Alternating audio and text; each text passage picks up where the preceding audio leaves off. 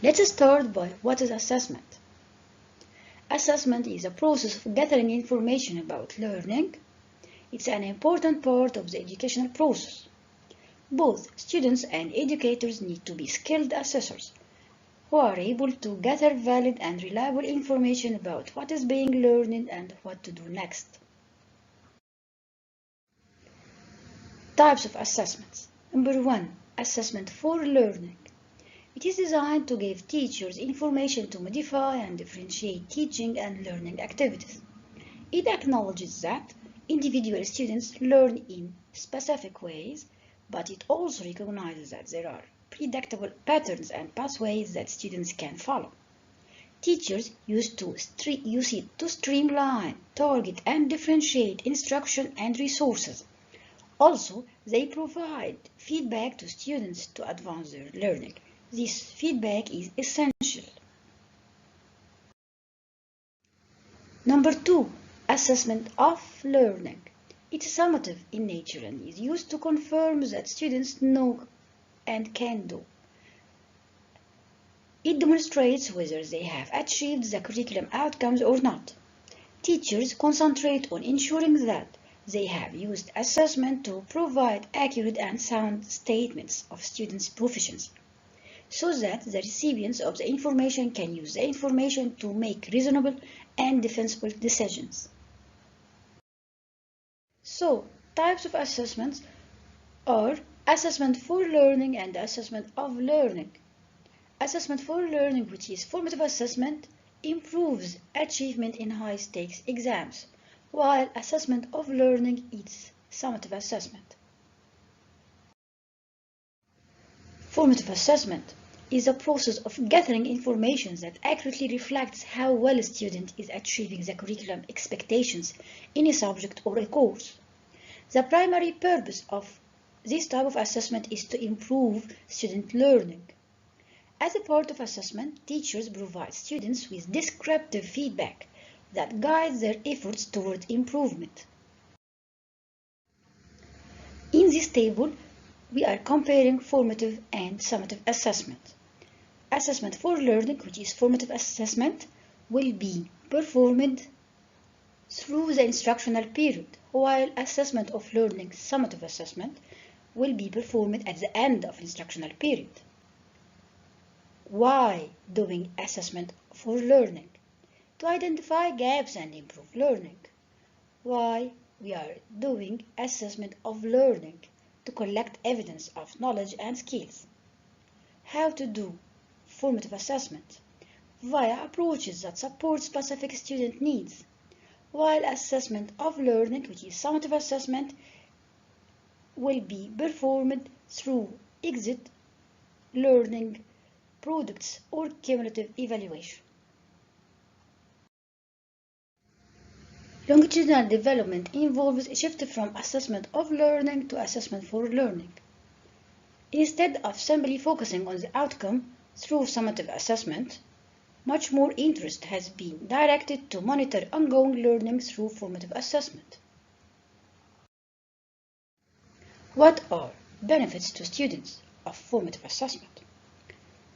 It is important in knowing their strengths and weaknesses for improvement, encouraging positive motivational beliefs and self-esteem, foster learners' professional identity, and to adjust the expectations of the teachers and assessment designers. As regards benefits of formative assessment to teachers, it recognizes student progress and achievements. It helps students to remedy their deficiencies and improve learning. It monitors learners' progress, and it evaluates their teaching and modifies their plans and actions.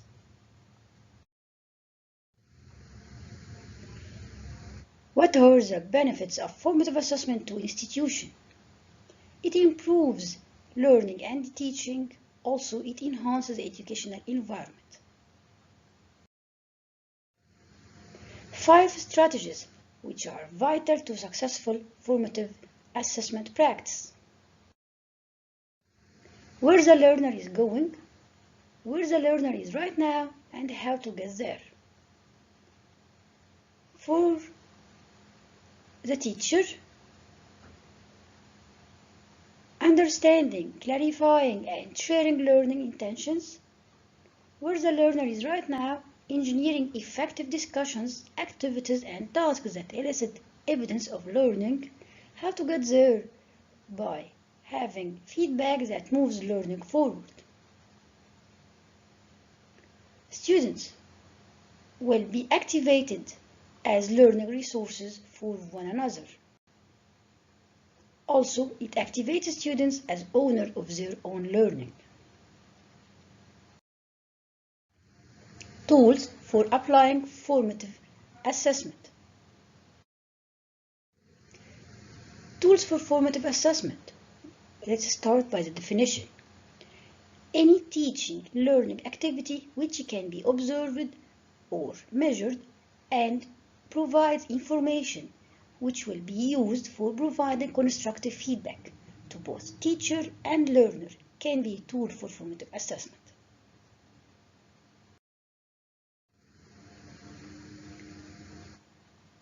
We have three tools will be discussed during this ML Web: portfolio, team-based learning, and workplace-based assessment. We have many examples as tools for formative assessment: participation and contributions in classroom, tutorials and group discussion, class and home assignment, quizzes, seminars, practical sessions, discussions, and clinical case presentation. Also, short-term research projects can be used. How to apply? Classroom instruction on a particular topic. Apply assessment tool. Responses will be collected. Then knowledge gaps will be analyzed and dealt appropriately in the learner feedback and in subsequent instructional activities. Handy tools. We have many handy tools: exit slips, one-sentence summary, one-minute paper, modest point, directed paraphrasing. Number 1. Exit slip or ticket. The exit slip is simply a question that is posed to all students prior to conclusion of a lecture. The question focuses on the most important concept taught within the lecture class. 1-minute paper. At the end of instruction, learners are asked to determine what was the most important concept you learned in the lesson today. What concepts were less clear in the lecture today? It helps students absorb, digest, and internalize new material, moving it into a long-term memory. One-sentence summary. At the end of instruction, students are asked to summarize the entire lecture by answering key questions on a piece of paper. This technique makes students digest, simplify, reorganize, synthesize, and chunk complex material into smaller, essential units that are easier to manipulate and remember. Directed paraphrasing.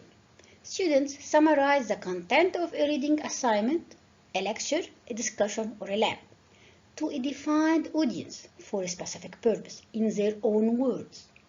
Because students must paraphrase material, they must work to understand it in depth and internalize. Modest point. The learners are asked to reflect upon the contents taught and note the poorly understood part of the lecture. It enables the teacher to weigh the content through the students' perspectives. Use of games in formative assessment. Gamification as a tool for formative assessment.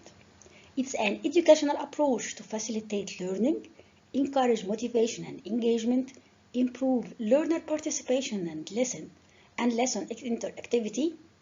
Also, it stimulates learners, leading to an expansion of their knowledge.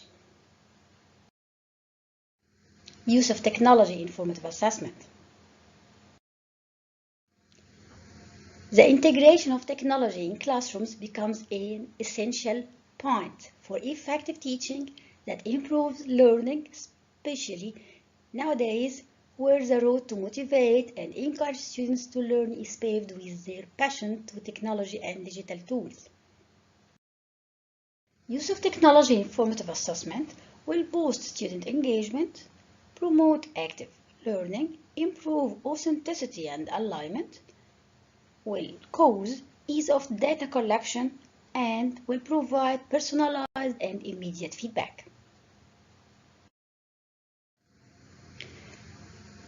It can be in the form of classroom response system. We have many examples. The most famous one is Kahoot. We have online quiz makers. For example, Formative's Spiral Edulastic. In addition, polling and surveys can be performed using Google Forms, Poll Everywhere, and the other two examples. Brainstorming and virtual sticky notes. We can use Mobilas, Google, and Lino.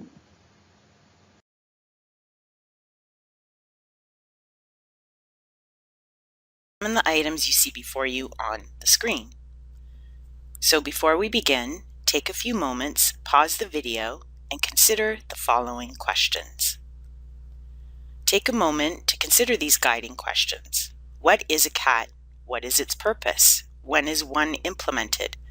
And what are some examples? Even though we will look at examples in the next video, try to come up with examples as we go through the first 3 questions. Keep a list and we'll discuss. Let's look at what we mean by cats. No, we don't mean the feline type, but rather classroom assessment techniques. So a CAT, or classroom assessment technique, is a strategy to collect evidence of student learning, not just at the end of a period of instructional time or summative assessment, but rather CATs are examples of formative assessments. As we go through this, however, consider whether you might use CATs for summative purposes, but implement on a more frequent basis. We'll discuss during the tutorial. And we incorporate CATs into our instructional practice so that information and feedback is provided to students and instructors for the purpose of enhancing learning in an ongoing manner, rather than waiting until a summative assessment. When to implement. Again, as we discussed in our formative assessment discussion, classroom assessment techniques occur often and throughout the course, and at various stages of the instructional experience, before or during or after the class. So, what are some examples?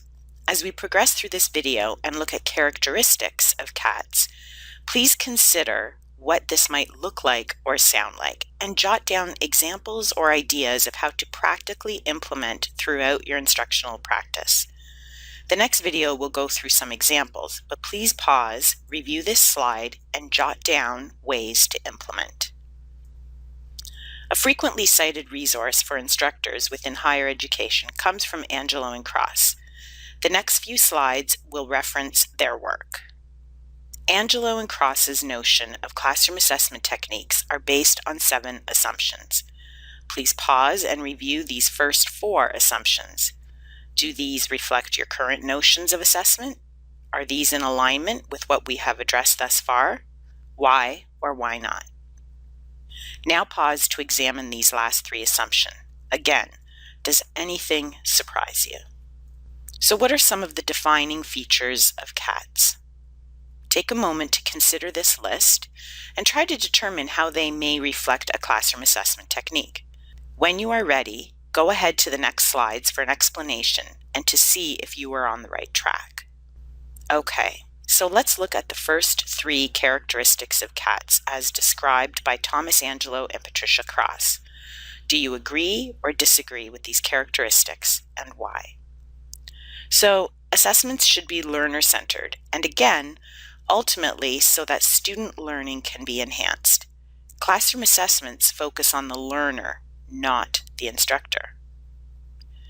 Teacher-directed means that the instructor's autonomy and academic freedom and professional judgment should be maintained. Mutually beneficial refers to the active participation of students in the instructional experiences. By participating in classroom assessments, students have opportunities to apply and reinforce learning. By engaging in assessment activities that encourage student self-assessment, learners have opportunities to become more aware of their own areas of strength and areas for improvement. CATs are also beneficial for instructors because they can then gauge how their students are progressing, and they can then adjust for the instructional experiences based on student learning. By implementing CATs on a regular basis, the big three questions, what is it that students will learn or be able to do, what is the evidence of their learning, and what instructional experiences are needed, are continually revisited. Another characteristic of classroom assessment techniques is their formative nature. As previously mentioned, the purpose of CATs is to improve student learning or for students to enhance their learning by getting feedback in an ongoing manner before a summative type of assessment. CATs are also based on the needs of students, instructors, and discipline. The assessment may be based on a particular topic addressed during a class, so it is extremely specific to the situation and students. The instructor then needs to also ensure that the assessment is in alignment with the learning objectives and the instructional experience. The instructor's role is to ensure that the assessment is in alignment with the guiding principles of assessment. Another feature of CATs is that classroom assessments are ongoing and provide regular feedback about student learning and are just a part of the instructional process, which leads us to Angelo and Cross's final characteristics of CATs. Classroom assessment techniques are just part of how things are done. The big three questions are consistently implemented, and assessment is embedded within the instructional experience, again, to enhance student learning. So here are some questions to consider.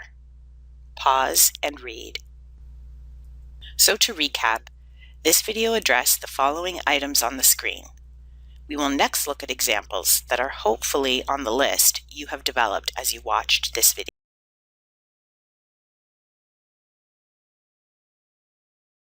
Reliability and feasibility. Foremost amongst these is validity. There's an awful lot being written about it, and it's been a concept that's been refined all the time, but essentially it means assessment, provide a valid basis for the judgment or decision that's going to be made on the basis of that assessment. So what we're saying is we can't separate the assessment from the purpose for which we're using assessment. Now there's a number of reasons, a number of purposes that we have for assessment. And some of these are listed here. So, it may be selection, it may be for professional accreditation, it may be to rank students, for example, chips, or it may be for selection. It may be to report on achievement, most commonly at university. It can also be used to inform teaching, decide whether you need to actually reteach something or modify what you're doing. And most importantly, to provide feedback to learners about how they're going and where and how they can improve. So an important point that I need to make too is that an assessment that's valid for one purpose is not necessary for another purpose. It's a really important thing to understand. Now, when we talk about assessment, there's three criterial parts to assessment. There's evidence, what you're going to assess. There's how you interpret that evidence, and then, as we've talked about, how you're going to use that information that you've got from the assessment. In terms of evidence, if we sit down to that, we need to consider the validity of what goes into the assessment, whether it's sort of a representative sample of what we want to measure or what we want to assess. Is it pitched at the right level, etc.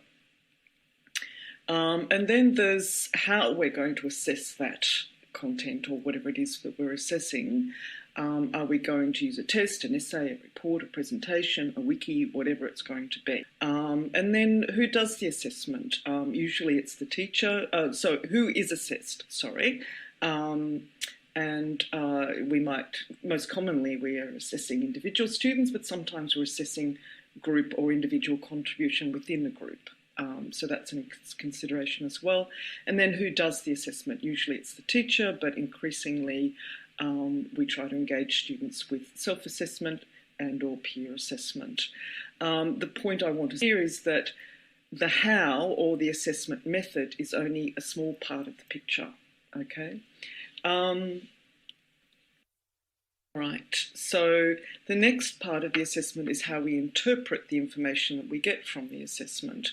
And to do this, we use criteria, and hopefully these criteria are going to be specific, and they may be task-specific, or I've also seen examples where they're generic.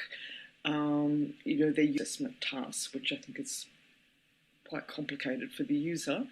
And are they actually covert, as in it's only for the teacher or the teaching staff purposes, or are these provided to students? And I'll talk more about that in a moment. And sometimes, like you're always using judgment, but sometimes the actual criteria that you're using for judgment to judge whether a particular assessment task was completed successfully or not are not fully articulated, but they still exist, whether or not they've been articulated. Going back to the issue of whether criteria should be overt or covert, back in 1998, Black and William published a highly influential meta-review of the assessment research literature, basically looking at how it can be used to promote learning. 10 years later, they came up with a list of principles for assessment for learning.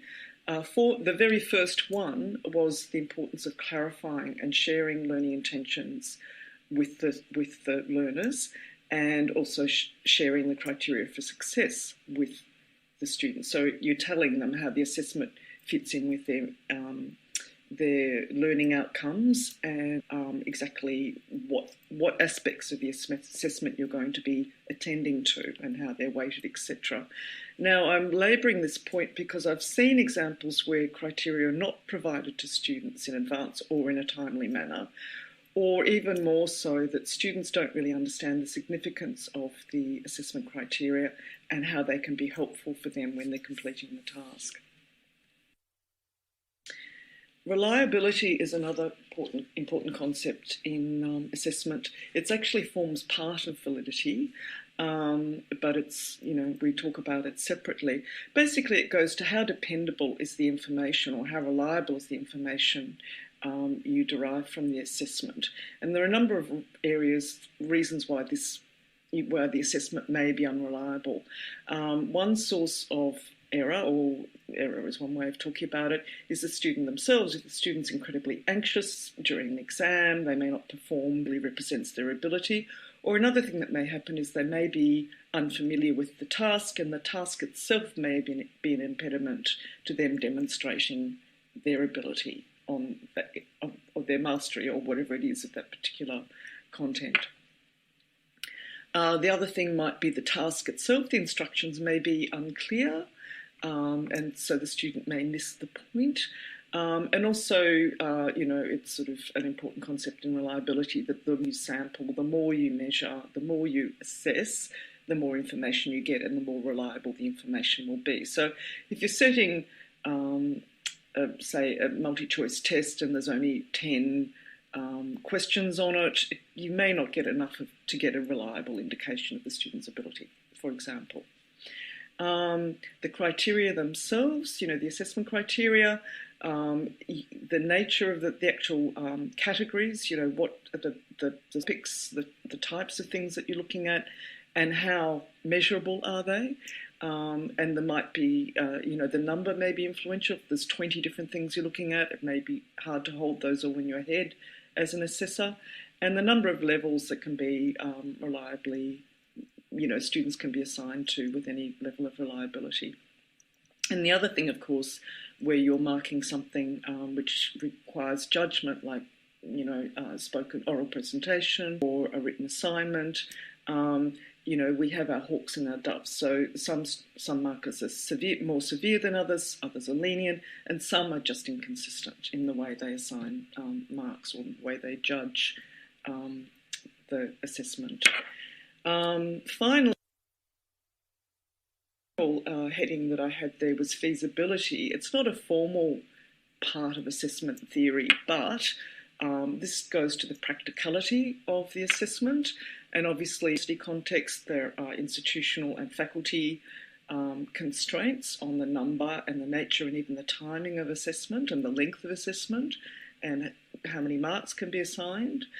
And there's also issues of the sustainability. So you could have a fabulous assessment regime, but it could be incredibly demanding in terms of staff or student workload, in which case, it becomes unworkable. And this is a theme, I think, of this conference, is how can we, particularly staff workload in relation to assessment.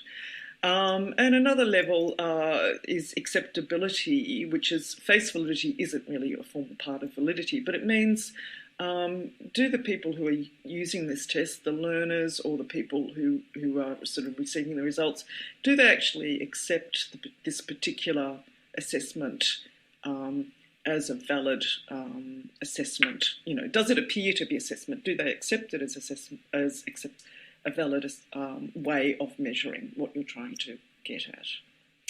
Okay, so that is just a very brief overview of the key concepts. Thank you. Bye.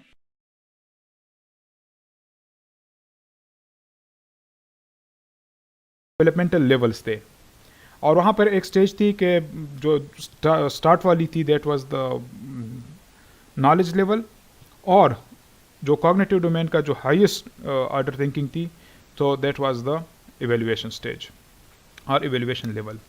Similarly, according to solo taxonomy, when we start teaching something or when students start learning something, in the beginning they know nothing at all. So at stage 1 they know nothing, they may not be focusing on something, यानी वो focus नहीं कर पा रहे होंगे अगर आप कोई नया कॉन्सेप्ट, कोई नया आइडिया, कोई नए कंटेंट उनको पढ़ाते हैं तो.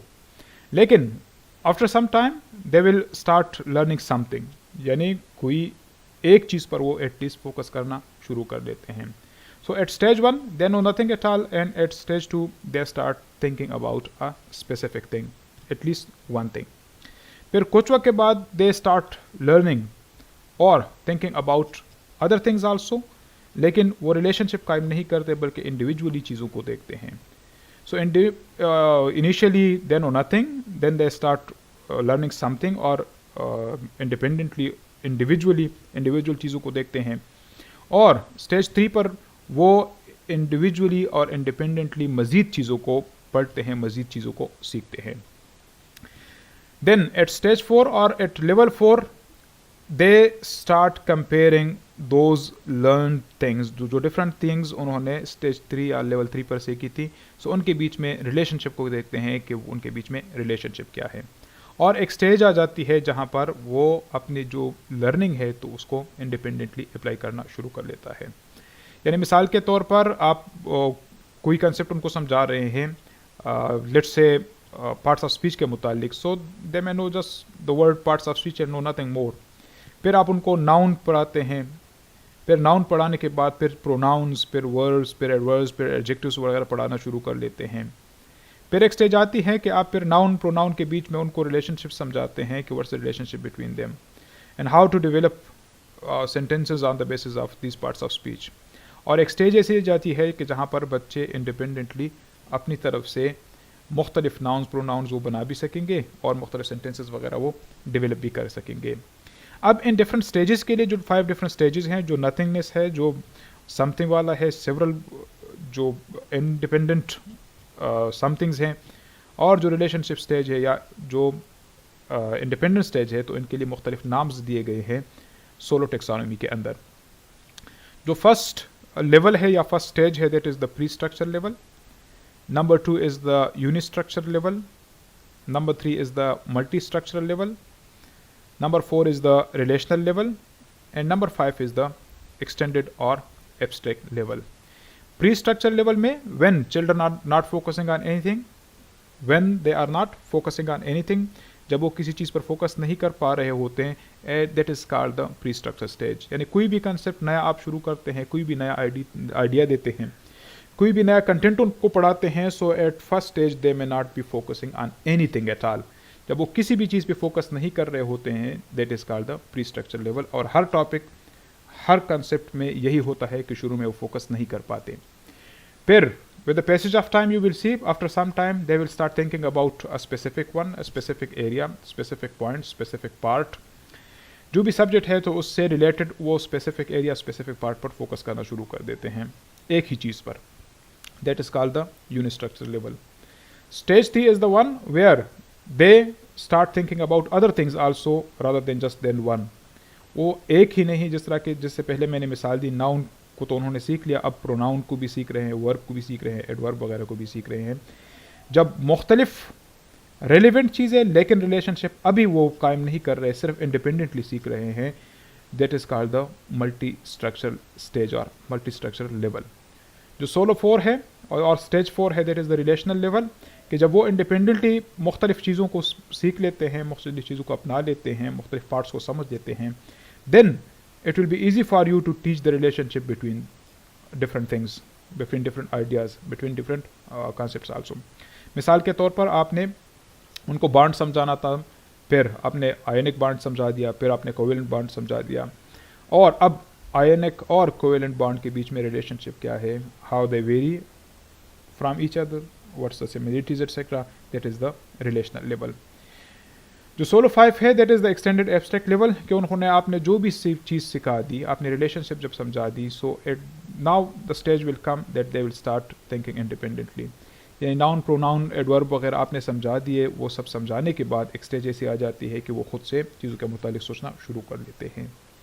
Now let's understand this solo taxonomy with the help of this picture. इस पिक्चर की तरफ आप अगर आप बच्चों को कहें कि बच्चे आप आइडेंटिफाई कर ले कि व्हाट्स इट, सो उनका जो पहला जवाब आपको होगा कि it's a plant. So just giving you information that it's a plant and not giving anything specific at all. So that is the pre-structure stage when you are not going to define the structure of this plant, but just saying it's a plant. इसी तरह से पहली मिसाल में हमने it's a bond, या हमने कहा कि parts of speech, not focusing specifically on specific area. So that is the pre-structure stage when you say it's a plant. Unistructure stage में then you or the student may start focusing on this one. Okay, it's a leaf.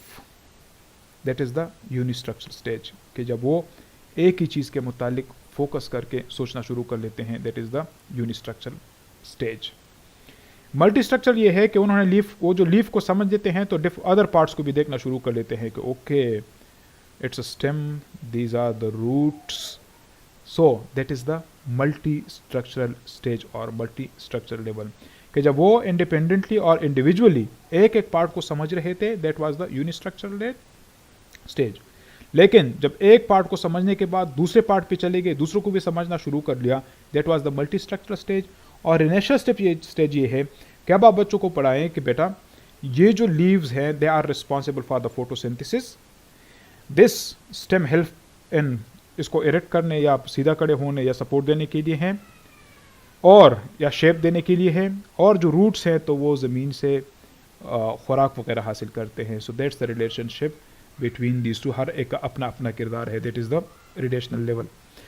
फिर आपके पास जो आखिरी stage है, when they have learn this thing, आपने एक plant के मुतालिक बता दिया और मज़ीद प्लांट्स पर वो अपनी इस नॉलेज को जब अप्लाई करना शुरू कर देते हैं, that is the extended abstract level. इसी तरह से हर एक टॉपिक को आप इस तरीके से पढ़ा सकते हैं कि जब in the beginning you have to give them as a whole, then आप एक पार्ट पर आप पार्ट समझा दें, फिर एक पार्ट के बाद फिर डिफरेंट पार्ट समझा दें, डिफरेंट पार्ट समझाने के बाद उनके बीच में ताल्लुक क्या है, और at the end you will see कि they will start thinking independently, that will be the extended abstract level.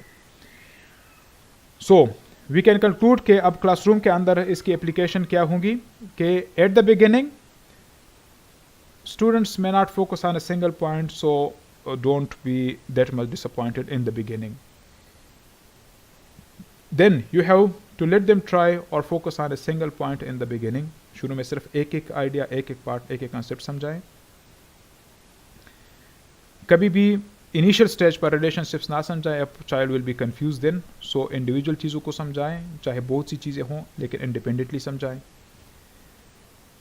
जब आप इंडिपेंडेंटली आप और सेपरेटली आप समझा देंगे, then a stage will come कि आप उनको फिर रिलेशनशिप समझा दें कि इनके बीच में ताल्लुक़ क्या है. And at the end, allow them to apply the learned knowledge in new situations. So hopefully this session would have helped you to understand solo taxonomy.